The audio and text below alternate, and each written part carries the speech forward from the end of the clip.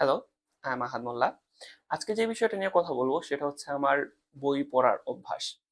ছোটবেলা থেকেই খেলাধুলার প্রতি প্রচুর আকর্ষণ ছিল, বেসিক্যালি ফুটবল এবং ক্রিকেট। কিন্তু সেটা আসলে ক্লাস 8 এর পরে আর কন্টিনিউ করতে পারিনি। তখন আমাদের একটা পরীক্ষা হইতো জেএসসি পরীক্ষা, এবং জেএসসি পরীক্ষা মনে হয় আমাদের বছরেই প্রথম শুরু হয়েছিল। এবং জেএসসি পরীক্ষা শুরু হওয়ার কারণে মাঠ থেকে সম্পূর্ণরূপে ডিটাচড হয়ে যাই। তো সময় তো কাটাতে হবে, এবং ফোন ছিল না, ক্লাস 9-এ তখন ফোন ছিল না। সেই কারণে শুরু করি হচ্ছে বই পড়া, এবং বই পড়ার জার্নিটা আসলে খুব একটা ইন্টারেস্টিং কাহিনী। তখন ভাইয়া হোস্টেলে থাকতো, কলেজ হোস্টেলে। এবং কোনো একদিন ভাইয়া হোস্টেল থেকে কিছু বই নিয়ে আসে, পুরান বই, এরকম ছোট সাইজের বই হইতো, পুরান বই, এরকম পাতলা ছোট বই। তো ওইখানে দুই টাইপের বই ছিল। দুই তিনটা ছিল কি তিন গোয়েন্দার বই, এবং একটা ছিল মাসুদ রানার বই। আহ যতটা মনে পড়ে হচ্ছে ধ্বংস পাহাড়, মাসুদ রানার প্রথম বই যেটা ছিল। তো আমি প্রথমে কেন জানি না মাসুদ রানা বইটা দিয়ে আসলে শুরু করছিলাম, এবং পরে খুব বেশি মজা পাইছি, এবং খুব বেশি মজা পাইছি। কিন্তু সমস্যা হলো মাসুদ রানা বইগুলো আসলে ওই বয়সের কিশোরদের জন্য ডিজাইন করা না। যার কারণে কিছুদিন পরে দেখা গেছে যে ওইটাতে আর খুব একটা ইন্টারেস্ট পাইনি আমি। মাসুদ রানা কন্টিনিউ করার মতো কোনো ইন্সপিরেশন পাইনি, যদিও ভালো লাগছিল। তো তখন শুরু করি হচ্ছে তিন গোয়েন্দার বইগুলা পড়া। আম তিন গোয়েন্দা বইগুলা যখন পড়া শুরু করলাম, ক্যারেক্টার গুলার সাথে এত বেশি তখন রিলেট করতে পারতেছিলাম। কিশোর পাশা, মুসা, আমান, রবিন মিলফোর্ড এবং জিনা, এবং ওদের কুকুর যে ছিল রাফিয়ান। তো ক্লাস 9-10 পুরোটা সময় জুড়ে হচ্ছে তিন গোয়েন্দা বই পড়ছি, প্রচুর পড়ছি। এবং ক্লাস 10-এ গিয়ে দেখা গেছে যে হচ্ছে ফোন ছিল। তখন নোকিয়া C1 বাটন ফোন ছিল। যার কারণে হচ্ছে ওইটাতে পিডিএফ নামায় পড়া যাইতো না। কিন্তু 10-এর শেষ দিকে এসে হচ্ছে হাতে অ্যান্ড্রয়েড ছিল, ভাইয়ার অ্যান্ড্রয়েড যেহেতু হোস্টেলে অ্যালাউ করতো না, তখন আমি সেটা ব্যবহার করতাম, এবং তখন পিডিএফ থেকে হচ্ছে প্রচুর বই পড়া হতো।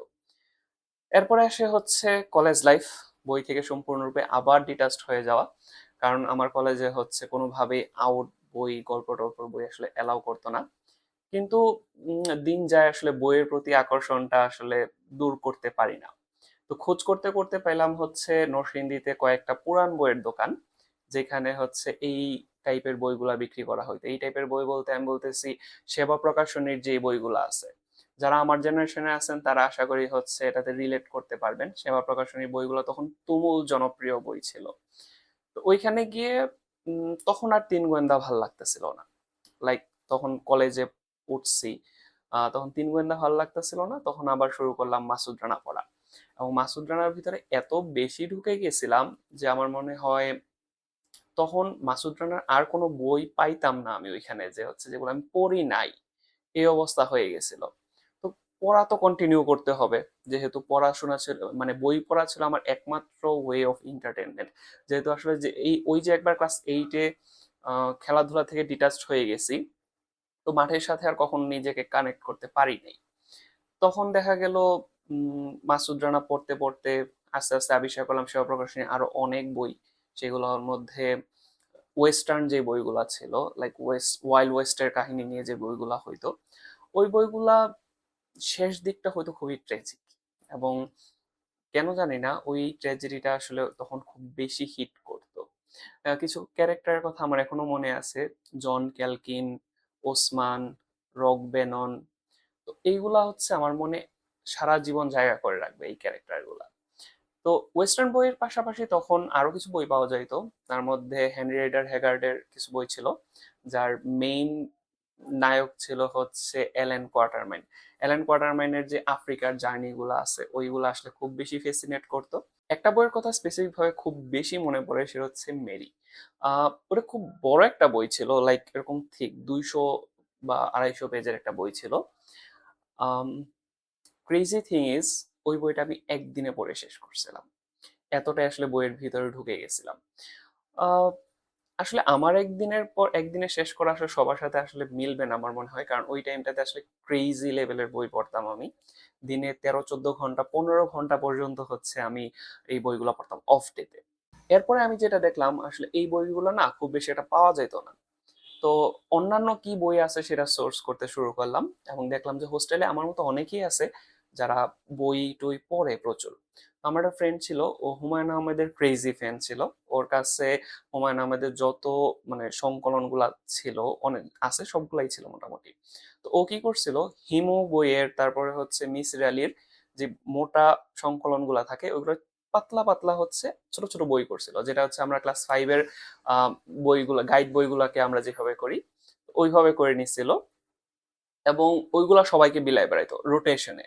তো দেখা গেছে ওই থ্রুতে সবগুলা বই আসলে পড়া হয়ে যায়, হুমায়ুন আহমেদের হিমু, মিসির আলী, তারপরে হচ্ছে যত বইগুলা ছিল তখন পাওয়া যেত আসলে সবগুলা পড়া হয়ে গেছিল।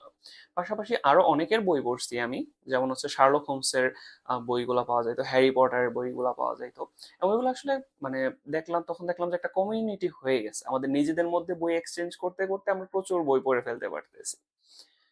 তো একটা সময় আসলো যে আহ, বই টই পড়তে পড়তে পড়তে পড়তে আর কোনো বই আসলে পাইতেছিলাম না হোস্টেলে আউটসোর্স করার মতো। এবং ওইখানে যেখানে নরসিংদীর লাইব্রেরি গুলা ছিল ওইখানে আসলে আমাদের জন্য বইয়ের স্টক আসলে ফুরাই যেত সব সময়।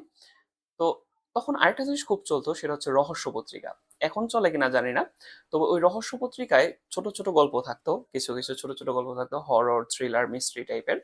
এবং ওয়েস্টার্ন গল্পের একটা পার্ট ছিল ওইখানে, খুব ছোট গল্প কিন্তু খুব মজা লাগতো ওইগুলো পড়তে। তো এই হচ্ছে আমার বই পড়ার জার্নি, এই হচ্ছে আমার বই পড়ার জার্নির শেষ। কেননা যখন হচ্ছে অ্যাডমিশন টাইম, তারপরে অ্যাডমিশন টাইম চলে আসে, অ্যাডমিশন টাইমে আসলে খুব বেশি অন্যদিকে পড়াশোনার সময় পাই নাই।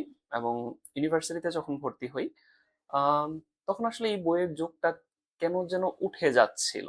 সিলেটে যাওয়ার পরেও আমি খুব বেশি করে খুঁজতাম আসলে এই বইগুলো পাওয়া যায় কিনা, খুব একটা খুঁজে পাই নাই। শেষ দিকে হচ্ছে মানে আম্বরখানা একটা ছোট দোকান পাইছিলাম চিপার মধ্যে, তো ওইখান থেকে নিয়ে দুই একটা বই পড়ছিলাম। কিন্তু আম, পরবর্তীতে আর পড়ার সুযোগ হয় নাই বই। তো এই ছিল হচ্ছে আমার বই পড়ার অভিজ্ঞতা। আরেকদিন হচ্ছে আমি শেয়ার করবো হচ্ছে আমার মুভি দেখার অভিজ্ঞতাগুলা, কারণ আমি আমার লাইফে প্রচুর মুভি দেখছি, বই যেরকম পড়ছি প্রচুর পরিমাণে মুভি দেখছি। এমনও হয়েছে যে হচ্ছে আমি কলেজ হোস্টেল বন্ধ ছিল, আমি হোস্টেলেই ছিলাম কোনো একটা কারণে।